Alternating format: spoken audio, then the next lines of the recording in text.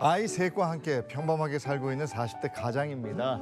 아이들이 커가면서 아늑하게 느껴졌던 집이 좁고 불편하게 느껴져서 고민이던 차에 장기 전세 주택에 당첨이 됐습니다. 그런데 입주하는 것을 두고 아내와 의견 차이가 생겼습니다. 장기 전세 주택으로 이사를 가게 되면 대출을 받아야 하기 때문이죠. 나는 초등학생이다. 아빠, 우리도 드디어 방 3개짜리 넓은 집으로 이사 가는 거야. 너무 좋아. 아이 신난다. 그래.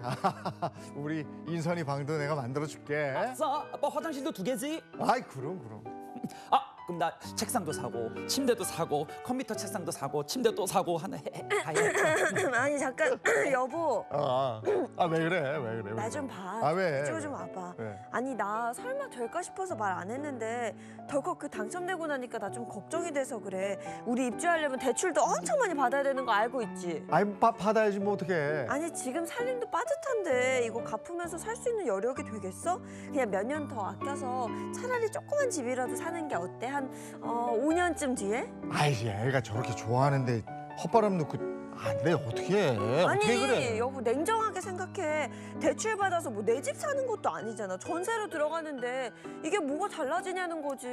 아니 왜 달라지는 게 왜 없어? 인선이 방 생기지.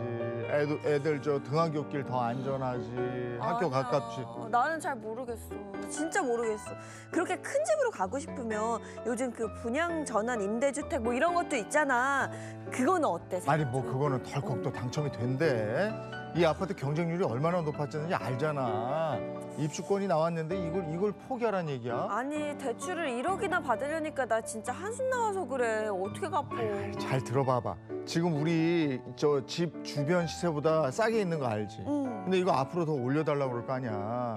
그러니까 당장 다음 계약갱신 때 어차피 대출 받아서 보증금 올려줘야 되잖아. 근데 이사를 그래 해야 되긴 해. 그 말 맞아.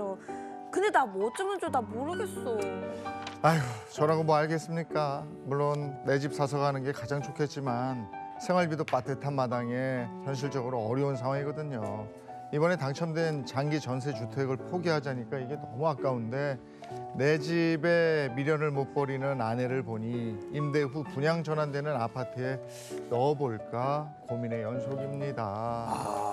이거 진짜 아이고. 고민 되실 것 같아. 와, 장기 전세에 당첨은 되셨는데 막상 들어가려고 하니까 대출 많이 받아야 되고 네. 이런 게 그렇죠. 부담스러운 상황인 것 같아요. 그러니까 아내 입장에서는 대출을 받아서 내 집을 사는 게 아니라 전세로 갈 거면 그냥 이대로 살자는 아하. 건데 이제 다달이 대출금을 상환해야 되는 상황이거든요. 그렇죠. 그렇다고 해서 내 집이 되는 것도 아니고. 네. 맞아요. 아니 적은 확률로 어. 우리 뭐죠 로또처럼 네. 당첨돼가지고 고민하는 게 너무 안타깝네요. 근데 처음에 말씀해 주신 것처럼 20년 살고 나와야 되니까 내 집이 또 아니잖아요. 그렇죠. 네. 아니 근데 그 집에 있든 이 집으로 들어가든 어. 대출은 해야 되는 것 같아요. 그렇죠. 아니 그리고 인선이가 얼마나 좋아해 자기 방 생긴다고. 아, 그 집이 내 집이었어야. 그러니까 이걸 어떻게 해?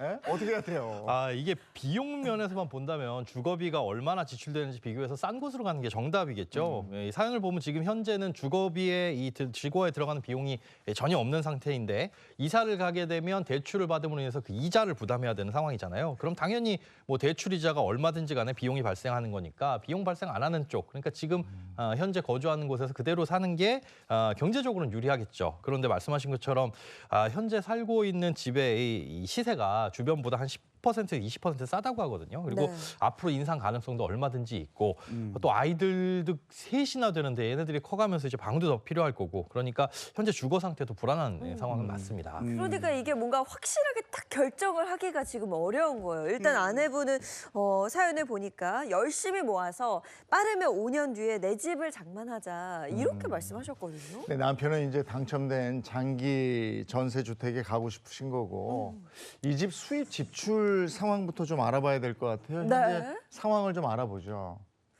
자, 현재 상황 한번 보도록 하겠습니다. 40대 부부와 초중학생 자녀 3명, 다자녀예요. 외벌이 소득 450만 원이고요. 현재 전세 거주 중입니다. 전세 보증금 1억 5천만 원, 금융자산 5천만 원 있습니다. 그리고 한 달에 150만 원씩 저축을 하고 계십니다. 야, 외벌이인 상황에서 5인 가족인데 한 달에 150만 원을 저축하고 있어요. 아우, 훌륭하십니다. 오, 너무 잘하고 네. 계신 것 같아요. 엄청나게 훌륭합니다. 그런데 문제는 이 150만 원 저축액이 언제까지 이어질 수 있느냐인 겁니다. 그러니까 향후 뭐 5년, 10년까지 가더라도 참 길게 유지를 하시는 건데 아이들이 지금 초등학생, 중학생이잖아요. 이거 커가면서 교육비 늘어나게 되면 사실 150만 원씩 저축하는 거 유지 못할 수가 있거든요. 그리고 이 돈을 전부 다 모은다고 하더라도 이 5년 뒤에 집을 매매하려면 어차피 또 대출을 받으셔야 됩니다. 근데 소장님은 그러니까 조금 5년 뒤에 매매하는 상황이 좀 어렵다 보시는 거네요. 그렇습니다. 5년 뒤에 얼마나 돈이 모여 있느냐에 따라서 다르겠지만은 지금 사나 사실 그때 가서 집을 사게 되나 별반 차이가 없을 수 있습니다. 사실 네. 그때는 지금보다 생활비 지출이 더 늘어날 가능성이 높거든요. 대출을 받을 여력은 지금보다 많지 않겠죠. 그러니까 만약 생활비 지출이 늘어나지 않는다라고 가정한다면 한 달에 150만 원씩 5년 동안 저축했을 때 지금보다 9천만 원을 더 9천만 모을 수 원. 있습니다. 그러면 지금 현재 금융자산 5천만 원에 전세 보증금 1억 5천 있다고 했으니까 합쳐서 2억인 거죠. 네. 근데 5년 뒤에 9천만 원이 더 모여서 그때 이제 이분들이 2억 9천이 생기는 거거든요. 맞습니다. 그래서 이제 주택 가격 대비 우리가 이 대출을 얼마나 받을 수 있느냐, LTV라고 하죠. 이걸 살펴봐야 되는데요. LTV는 주택을 소유하고 있느냐, 또 어느 지역의 집을 사느냐 이거에 따라서 좀 달라지는데 일단 무주택자가 비규제 지역의 주택을 살 경우에는 최대 80%까지도 가능합니다. 근데 일반적으로 뭐 70%라고 보고 있으니까 예를 들어 주택 가격이 5억 원이다라고 한다면 70%인 3억 5천만 원까지는 대출을 받을 수가 있는 거죠. 지금 이 가정의 경우에는 LTV를 고려하면 6억 6천만 원까지 대출을 받아서 9억 5천만 원 정도 되는 집을 살 수도 있지만 여기서 또 걸리는 게 있습니다. 뭐 걸리버 여행교예요? 자꾸 걸려요. 아니 편하게 이제 좀 해줘요. 외벌이기 때문에 소득 때문에 대출이 안 나올 수도 있다는 거죠. 그렇습니다. LTV뿐만 아니라 DSR 규제도 봐야 되는데 이 총 대출 상환액이 연간 내 소득에서 얼마나 차지를 하느냐 이 비율이 바로 DSR인데요. 이걸 따져보자면 6억 6천만 원 대출은 사실상 불가능합니다. 현재 소득이 그대로 유지된다고 가정을 했을 때 지금 이금융권에서 대출을 받으면 DSR 50%, 그러니까 내 소득 대비 원리금 상환액이 절반 정도까지는 대출을 받을 수가 있거든요. 그렇게 계산하면 이분들의 경우에는 5억 원이 지금 대출 최대치예요. 그렇게 대출을 받으면 한 달 원리금 상환액이 지금 금리로 했을 때 약 200만 원이 좀 넘어가거든요. 한 달에 지금 150만 원씩 저축하고 있는데 200만 원의 대출을 상환해야 된다? 라고 하면 저축 다 없앤다고 하더라도 지금 불가능한 상황이라 생활이 유지가 안 되는 거죠. 이렇게 무리하게 대출을 받았다가는 나중에 큰일 날 수도 있습니다. 이제 갚을 능력이 되는 만큼만 빌려라 이렇게 말씀하시는 것 같은데. 네. 그러면 이분들은 대출이 얼마나 나올까요? 지금 150만 원씩 저축하는 걸 전부 다 대출 상환으로 돌린다라고 하더라도 3억 정도의 대출이 최대치로 보입니다. 그러면은 지금 대출을 받아서 뭐 5억 원 정도의 집을 살 것이냐 아니면 5년 뒤에 9천만 원을 더 모아서 5억 9천만 원 되는 집을 살 것이냐 요 두 중에 하나를 선택하는 문제가 되는 거죠. 네. 아내는 일단 지금 대출을 받아서 전세로 가는 건 좀 아닌 것 같다는 입장인데요. 앞으로 이제 뭐가 어떻게 될지 모르는 이 상황에서 장기 전세 주택을 가는 게 이게 가족들에게 좀 안정을 주지 않을까 제 생각은 좀 그렇거든요. 일단 당첨은 됐으니까 보증금 넣으면 들어갈 수 있는 거잖아요. 네. 이게 만약 입주할 경우에 뭐 어떻게 되는지 한번 따져봐야 되겠습니다. 네, 이것도 한번 자세히 네. 살펴보도록 하겠습니다. 자, 만약에 이분들이 지금 당첨된 장기 전세 주택에 입주할 경우 대출금 1억 원이 필요합니다. 연 3% 이자율을 적용했을 때 한 달 25만 원 대출 상환액이 발생하고요. 그러면 1년 뒤에는 300만 원 추가 지출이 생기는 거죠. 그리고 최장 20년을 살고 나오면 보증금 2억 5천만 원이 손에 남게 되겠습니다. 20년 지나고 나면 또 집을 구해야 되는 상황이 있는데 네. 일단 선택의 연속입니다. 이거 2년마다 이사를 안 다녀도 좋은 게 장기 전세주택이고 어쨌든 근데 또 내 집은 또 아니고 그렇죠. 그 뒤를 생각 안 해볼 수가 없잖아요, 소장님. 맞습니다. 네. 근데 이 장기 전세 주택에 입주하고 나서도 네. 뭐 좋은 집이 나오면 내 그 돈에 맞게 나오면 그거 매매할 수도 있는 거고 그렇죠. 또 한번 좀 청약에 도전해 볼 수도 있고 이런 거 아닙니까? 네, 맞습니다. 장점이라고 한다면 중간에 뭐 집주인이 나가세요 이런 얘기 안 들어도 된다는 것과 그다음에 시세에 맞춰서 뭐 보증금을 크게 올려주지 않아도 된다는 거 이런 불안 요인이 없다라고 보시면 되는데요. 사실 그 불안 요인 제거 비용이 한 달에 이 이자 비용이 25만 원이다 이렇게 생각을 하시면 좋을 것 같습니다. 근데 매매했을 경우에는 한 달에 갚아야 하는 대출 상환액이 200만 원이 넘었었잖아요. 네. 근데 거기에 비하면 월 25만 원은 이게 저축액을 조금 줄이고 수용 가능한 수준이 아닐까 이런 생각이 드는데 그냥 저축한다는 생각으로 뭐 전세 보증금은 내 돈이니까 이게 훨씬 나을 것 같은데요. 어쨌든 내 집이냐 내 집이 아니냐에 따라서 이게 차이가 있긴 있어요. 그래서 이제 돈을 좀 더 내고 내 집을 사느냐 이런 고민도 있을 것 같은데 근데 소득이 정해져 있으니까 네. 5년 후라고 그래도 매매가 만만치는 않을 것 같은데요. 맞아요. 네, 아이들은 점점 커가고. 그렇죠. 3명이나 되고. 그리고 더 큰 집 또 언제 한번 가보겠습니까? 네. 가보고 싶고. 그럼 대출이 또 필연적이고 또 내 집으로 가려니까 월에 200만 원 이상 내야 되고 부담을 좀 줄이려고 하니까 또 내 집은 아니고. 저 같으면 제가 아들 좋아했으니까요. 네. 아들 역할이니까 저는 장기 전세로 좀 갔으면 좋겠습니다. 이사하신다. 저도 안정적으로- 마찬가지로고요. 아니 지금 딱 따져봤을 때 월 지금 대출 상환 200만 원 이상 내는 것보다는 25만 원 내고 아들 인선이도 행복하고 이게 낫지 그래요. 않을까 싶어요. 맞아요. 집도 새 집일 테고. 그렇죠. 그죠? 크고. 근데 이제 내 집을 갖고 싶은 거는 있을 텐데 그걸 일단 들어가시고 들어간 다음에 이제 플랜을 짜서 내 집 장만하시고 이러면 좋겠어요. 네, 이 지금- 인선이도 커서 돈 좀 벌고 빨리. 이렇게 이제 세 분의 의견이 치열한 게 사실은 집을 지금 사냐 아니면 5년 뒤에 뭐 사냐 이것도 딱 모을 수 있는 금액 내에서만 살 수 있는 거거든요. 주택 가격이 또 앞으로 어떻게 될지 모르니까 이걸 고민해서 답이 나올 수 있는 문제가 아닙니다. 또 모을 수 있는 돈이 지금은 한 달에 150만 원이지만 애들 커가면서는 150만 원이 쪼그라들고 50만 원이 될 수도 있는 거거든요. 네. 장기 전세로 가느냐 안 가느냐는 일단 25만 원 더 내고 이 주거 안정성 그리고 그 외에 이제 좀 넓은 집에서 사는 이런 편안함 이런 측면만을 두고 이 선택을 해보시는 게 좋을 것 같습니다. 네. 근데 아까 꽁트에서 사실 잠깐 말이 나왔었는데 아내가 이렇게 말했어요. 장기 임대 후 분양 전환이 되는 주택. 네. 이게 뭐예요, 소장님? 분양 전환 임대주택이라고 해가지고 일정 기간 동안은 말 그대로 세입자, 임차인으로 살다가 이후에 분양을 받아가지고 내 집이 되는 그런 오. 되게 유형입니다. 좋다. 이 LH 같은 곳에서 분양하는 이 공공 임대 후 분양 전환이 있고 민간에서 시행하는 민간 이 분양 임대주택이 있습니다. 근데 요즘에 이거 말 많던데 사기 얘기도 있고. 맞습니다. 지금 말씀하신 그 사기 얘기는 사실 공공 부문은 아니고요. 민간 임대 후 분양 전환 아파트에 대한 얘기인데 이거 조심하셔야 됩니다. 이 사기 행위라든가 아니면 사업 추진 가능성이 전혀 없는데도 불구하고 이 임차인을 모집하는 행위들이 있거든요. 민간이 공급하더라도 공공의 지원, 자금 지원을 받고 공급한다 그러면 여러 가지 규제가 있어요. 무주택인 사람들만 뽑아야 된다 뭐 이런 규제들이 있는데 그렇지 않고 공공자금 지원 안 받고 민간이 하는 그냥 순수 100% 민간이 하는 경우에는 거의 대부분을 자율에 맡기고 있거든요. 근데 이런 과정에서 지금 사기가 발생하기도 하는데요. 예를 들어 사업 진행 의사라든가 그런 의도가 전혀 없음에도 불구하고 일단 임차인 모집해가지고 계약금만 받고 사업 승인 받지 못했습니다. 뭐 사업이 무산됐습니다. 이러고는 그 받은 계약금은 사업 추진비에 전부 썼습니다. 그래서 뭐야? 돌려드릴 돈이 없네요.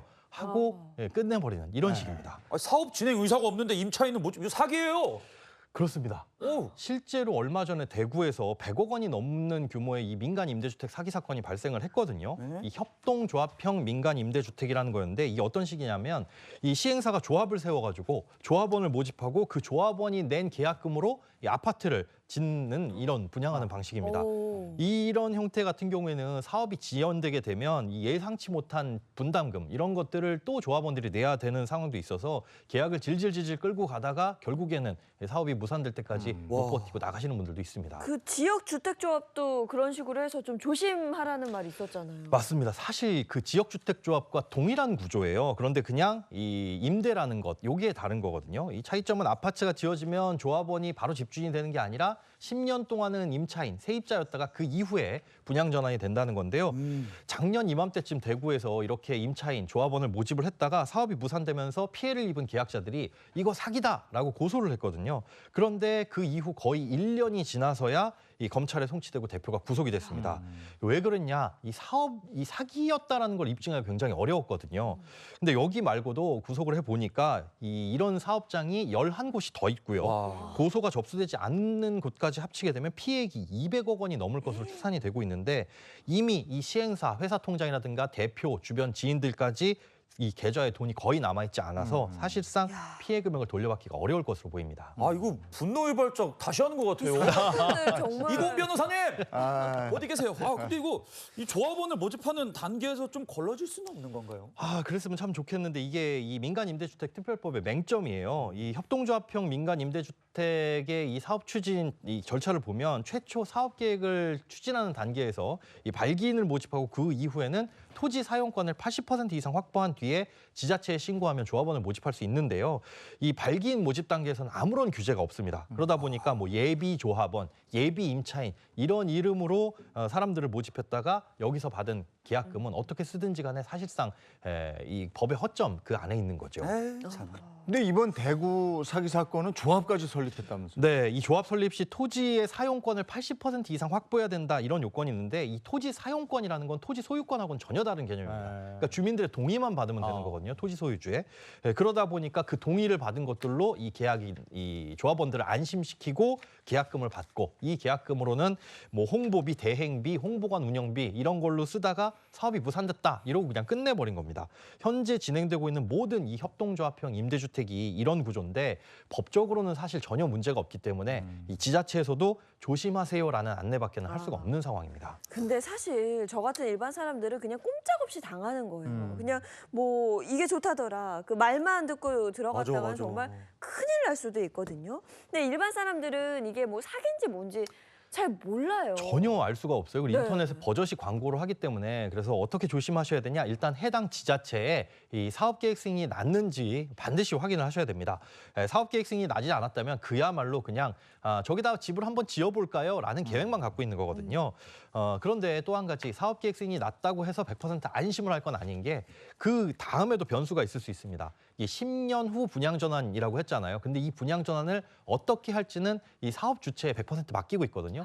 그러니까 최근에 있는 사례를 보면 일단 임차인인데 이 10년 후에 분양 전환을 하기 위해서는 매매 예약금을 내라 그러면서 몇억 원씩 요구하기도 했어요. 그런데 이 집이 내 집이 아니다 보니까 담보대출도 안 나오고 돈을 융통하기가 상당히 어렵습니다. 그래서 분양 전환 조건이 어떻게 되는지도 꼼꼼히 살펴보셔야 됩니다. 그러면 나라에서 하는 분양 전환 공공 임대주택 이거는 어때요? 이거는 좋습니다. 일단 10년 동안 공공 임대를 하다가 나중에 이 분양으로 전환이 되는 제도거든요. 그러니까 이 임대료도 비교적 저렴하고요. 또 임대 기간이 끝나게 되면 임차인이 우선적으로 그 집을 분양받을 수 있다는 게 큰 장점인데요. 다만 이렇게 좋다 보니까 이 공공 쪽은 공급이 거의 없어서 당첨되기가 어렵습니다. 그리고 또 하나 신청을 하려면 반드시 이것이 있어야 됩니다. 오, 이것도 네. 사실 청약이니까 네. 오. 청약 통장 먼저 만들어야 되잖아요. 오, 눈치 빠릅니다. 맞습니다. 어허허. 청약 통장이 반드시 필요합니다. 그렇죠. 그래서 단점이라고 한다면 이 공공 분야, 공공 임대주택에는 이 당첨이 됐을 때 5년 동안은 그 세대에서 다른 곳에 청약을 할 수가 없어요. 그러니까 신청을 하실 때 반드시 주의가 필요합니다. 여기도 한번 넣어보고 다른 아파트, 분양 아파트도 청약을 넣어볼까? 이게 안 된다는 거죠. 그리고 소득과 자산 기준도 좀 까다롭습니다. 일단 소득 기준을 보시면 전년도 도시근로자의 평균 임금의 이 몇 퍼센트 일정 비율 이내여야 한다라는 이런 조건들이 달려 있거든요. 그리고 일반 공급 또 특별 공급, 뭐 노부모 부양 특별 공급이냐 아니면 생애 최초냐 다자녀냐 이런 공급 요건들이 다 다르기 때문에 이 어떤 기준을 내가 충족하고 있는지 미리 알고 좀 도전을 해보셔야 될 것 같고요. 네. 또 자산 기준 같은 경우에는 보유 부동산과 자동차 이런 것도 따집니다. 보유 부동산 같은 경우에는 이 자산가액이 2억 1,550만 원 이하여야 되고요. 자동차는 3,780만 원 이하여야 되니까 요즘 전기차 보조금 받아서 싸게 사지만 그 차량 가격이 비싸잖아요.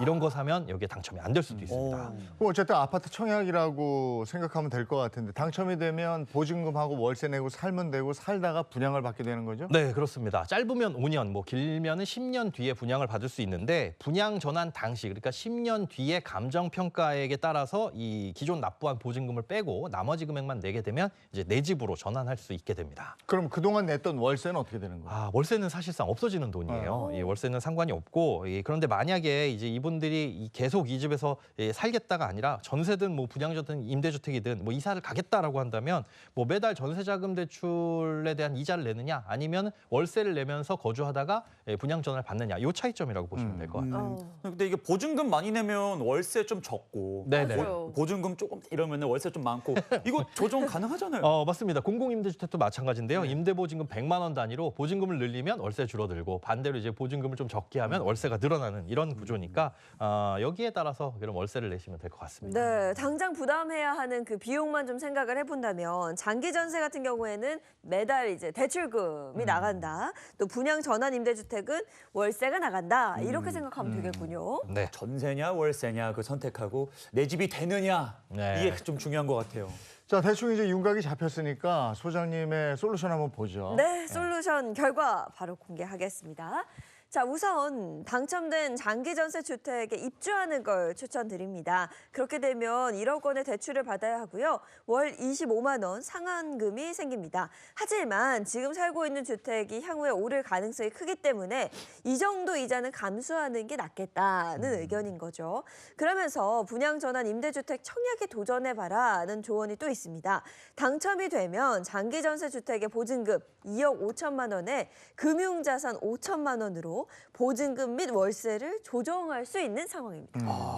이 장기 전세 요거 20년 동안 보증금 올려줄 걱정 뭐 이런 거 안 해도 되는 거겠죠? 그렇습니다. 법적으로는 뭐 연간 임대료 상승률 5% 이내라고 정해져 있긴 한데요. 이게 서민들을 위한 주거 정책이다 보니까 아직까지는 올린 사례가 없다고 합니다. 그러니까 오히려 지금 주거보다도 주거 안정성은 훨씬 더 뛰어나다고 볼 수 있겠죠. 장기 전세 주택에 입주를 하더라도 계속해서 뭐 청약이라든지 이런 거 도전을 하실 수가 있고요. 또 이게 세 자녀다 보니까 다자녀 특별 공급 여기에도 좀 도전을 해볼 수 있으니 지금으로서는 일단 장기 전세 주택으로 들어가시는 게 가장 최선의 선택으로 보입니다. 이게 근데 사람 마음이 또 어떻게 변할지는 몰라요. 그리고 주변에서 막 집 맞아요. 막 올라가면 아우 그때 샀어야 되는데 막 이럴 수도 있는 건데 네. 지금으로서는 가장 합리적인 방안이 이게 아닌가 싶어요. 네, 맞습니다. 사실 뭐 우리는 내일 어떻게 될지도 몰라요. 네. 이 급변하는 주택 시장에서 참 그 부분이 답답하긴 한데 현재 가족의 상황에 가장 딱 맞는 선택을 하시는 게 좋겠습니다. 아이 거기서 행복하시면 그게 최고입니다. 최고입니다. 네. 아니, 그건 진짜예요. 네. 아파트값 오르는 것도 좋지만 거기서도 불행한 사람 많아요. 네. 오늘 고맙습니다. 네, 고맙습니다. 고맙습니다. 아,